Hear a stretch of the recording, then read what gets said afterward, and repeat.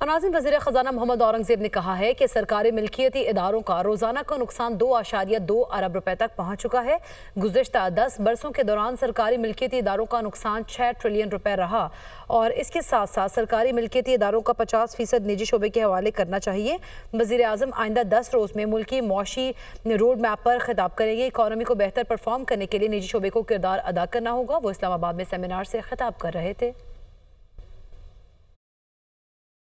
On the SOE side, 2.2 billion rupees of loss every single day. 6 trillion rupees of losses over the last 10 years. 50% of that we could have managed by ensuring that the SOEs का जो काम है वो private sector में जाए। Prime minister साहब खिताब करेंगे अगले हफ्ते 10 दिन में about our roadmap to existential issues. Population and climate.